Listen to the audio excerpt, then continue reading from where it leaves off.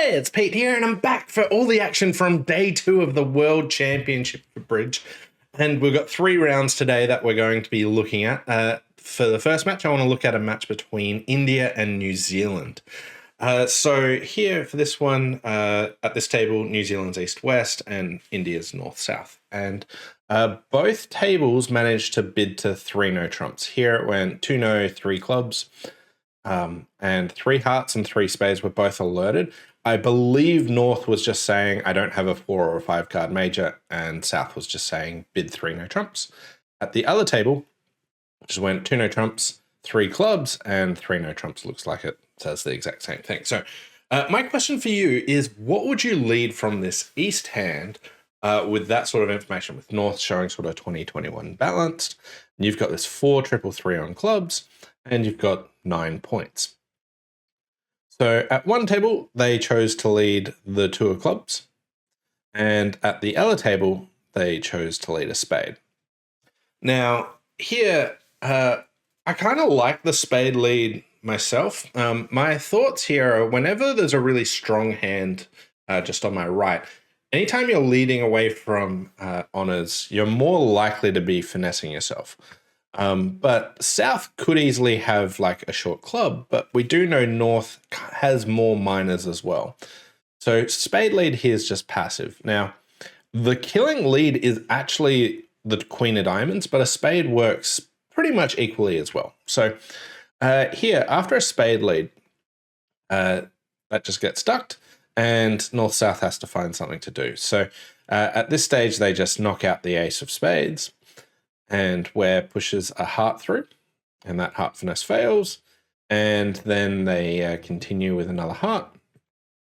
And now North-South can technically make this contract if they could see where all the cards are. It's just not realistic though, which is picking up the club suit. You're missing the queen, but also the 10. And the normal way you want to do this is just over to the king and then finesse west for the queen of clubs. But East has it. So here it goes club lead, and then they take their spade, club back, and now they're going to lose a club, and they're going to lose 2 hearts as well for down 1. At the other table, after the spade lead, after the club lead, sorry, it went low, and this picks up the 10, and now it allows East to finesse, North to finesse East for the queen of clubs. But they set up their spades first, and heart shift. And the opponents get into the diamonds, and now they win, but now they can take their 3 spades because the 10 of spades falls, and then they can play a club to the ace and then finesse the king of clubs here. So here, 3 no made at one table and went down at the other table, and it all comes down to the lead. They're both very reasonable leads, but what are you trying to look for? What are you trying to achieve, given that there's a strong hand on your right, and you've also got most of the points for your side with 9 points there. So that was an interesting lead problem I found from the first set. So for that one, let's take a look at some of the other matches. So in the other matches, it seemed very boom or bust here. So there was quite a few matches that were just draws. New Zealand and India ended up with an exact draw here. But there's sort of 4 or 5 matches where it's pretty close to a draw. And then I also wanted to highlight that there's a couple of fines that are being given out. So Australia actually went negative here versus the Netherlands. And it looks like Egypt also got a fine here as well, because the result's 10-8, even though the score was 41 all, which was great result tying with Switzerland. But yeah, so sometimes you can get fines for slow play. That's probably the most common one. You can check the bulletin to find out exactly what it was. But if people rocked up late or something else like that, there could also be fines. But it's nearly always slow play that gets penalized there. So a couple of fines that got handed out. But really, some teams got really big wins. There was sort of 2 20s and a 19.5, and then a whole bunch of just sort of drawish results as well. So kind of interesting that how both flat and swingy it is, whether it happened or not. So that was round number 4. Let's jump into round number 5.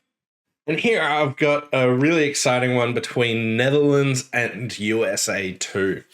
So I thought this was a really impressive hand. If you look at the East-West cards, they bid it all the way up to 6 hearts. So it went 1 heart, North bid 2 hearts, Michaels showing spades and a minor, 3 hearts by East with only 4 high card points, but they've got a singleton, they've got 4 card support. Really powerful hand here once you've found a fit. So worth the 3 heart bid.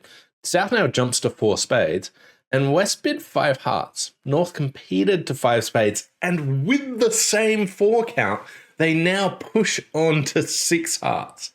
How many of you would have actually found their first raise to 3 hearts, let alone raising to slam with just an ace here? But if you think about what East knows from this, is North-South have bid to 5 spades. They'll have at least a 9 card fit, if not 10, which means partner has a singleton or likely void. Today it's a singleton. But partner, vulnerable against Not, thinks that they can actually make 5 hearts. They've got a spade shortage, and therefore we don't really have any heart losers very often if partner's got some good heart cards.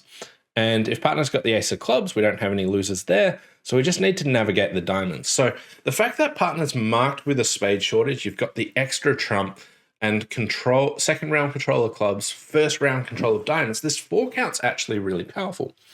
So they managed to bid to 6 hearts here with just 22 points. So here, in the play, it was relatively straightforward. Even though there's a 4-0 break against them, still doesn't pose any real problems because the king, queen, jack of diamonds really flesh it out. They cash the ace of hearts and they see the void here.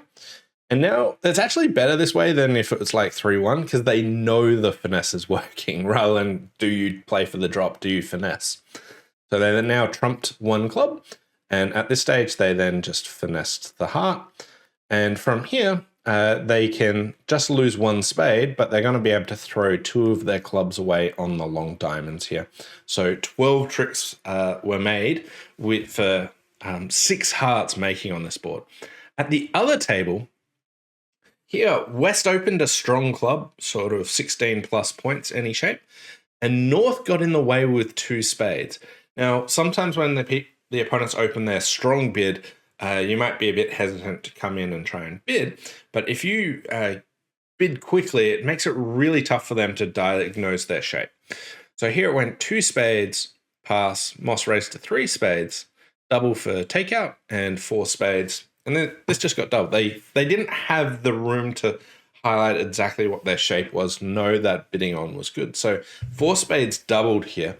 Already a good spot, but like slam made at the other table, they're going to pick up, but 4 spades is not a bad spot. Now, it can be beaten too here by getting some club ruffs. So let's see how it goes. So they start with a club to the ace. And at this stage, West doesn't actually know that North has a 5-card club suit necessarily. So giving your partner club ruffs isn't the easiest thing to do. But they're on it. They return the club, and they return the 10 of clubs saying they like the higher ranking suit out of the other 2 suits. They've got hearts and diamonds. They've got the ace king of hearts. And they get their ruff. But here, East actually has to play diamonds over to West to be able to get some more ruffs here. Because they've actually got a 9-card heart fit in the heart's void here. But because of their auction, they didn't know that West actually had a 5-card heart suit. Just like the same reason why they couldn't bid the slam, the preemption took it away. They weren't able to diagnose that. And here, after the heart lead, there's a ruff, and they've got 10 tricks because they can draw 2 rounds of trumps, getting rid of all the spades, and then they can play their 3 clubs. They throw the diamonds away. And they'll have 3 diamonds, but they can only trump 2 of them left.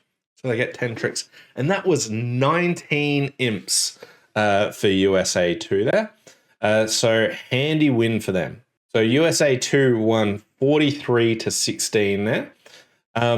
And some other notable results was Australia actually beat Ireland. So they came back from their negative result to have a good win over a top 8 team. So fantastic result there. And Norway beat USA 1 pretty handily here. So some really big results for that. And moving on to round number 6. So for this one, I wanted to look at a match between Switzerland and Ireland. And here, West has an interesting choice on this hand. So South opened 1 diamond at both tables. And the question is, do you bid 1 spade or 2 spades with this West hand? So West opted for 2 spades here, whereas at the other table, they elected to just bid 1 spade. Now, they've got a 6-card suit, and the vulnerability is pretty good for preempting. So we had a 1 spade bid, and we also had a 2 spade bid. Now, here the 2 spade bid actually got doubled. It went pass, pass, double, all pass. Now, I also wanted to highlight here that the South reopened with a double rather than bidding anything like 3 diamonds or anything. They don't have to have hearts. This is a spot where if you open and the next hand bids and it goes pass, pass to you, your partner's either very weak, and in which case, why aren't the opponents bidding game or something? Or if your partner has some values, what they actually have is a trap pass. They're actually passing the opponent's bid, hoping you make a reopening double so that it can be passed out.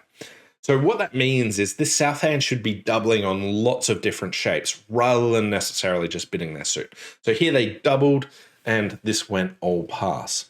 And now here in the play, it doesn't actually play so well for East-West. They do have a spade fit, but here it went diamond lead. They now played the queen of diamonds and just discarded a club. And here with the ace king of clubs on side, technically they could have gotten an extra trick if they knew that, but playing for the ace king of clubs on side rather than just discarding one seems a bit rich. And now they pulled a heart, and basically South just starts playing diamonds at them. And it gets really awkward for them because if they have a ruff, they'll get over trumped. So they took a couple, and now that East is out of diamonds, they then tried cashing the ace of clubs, which was going to get rough. They knew that, but partner gets to over ruff that, and then back to the ace of hearts, and then same thing again. So another ruff, and North South still have a spade to come. And that was 500 in 2 spades doubled. The other table, when they just bid 1 spade, North doubled, just showing their hearts. They didn't want to try and penalize at the 1 level. It's a lot safer. Well, it's not a lot safer, but it is safer going for them at the 2 level than the 1 level. It's pretty rare that you're trying to penalize the people at the 1 level. So here they got to 2 diamonds, and 2 diamonds made, but that was a healthy pickup for Switzerland there. So let's look at the results from round number 6. So Canada had a small win over USA 1. Poland actually had a nice win over Netherlands, so a really important match there. And at the end of day 2 in the Bermuda Bowl, Switzerland is number 1 with Poland just behind, and Israel number 3. It's pretty close in the sort of top 8 sort of area. In the women's, the Venice Cup, Poland's number 1 with Israel in 2nd and France in 3rd. And in the seniors, the Diorsi Trophy, Poland's number 1, Israel's 2, and Belgium number 3. And in the mixed teams, the Wuhan Cup, Chinese Taipei, absolutely dominant here.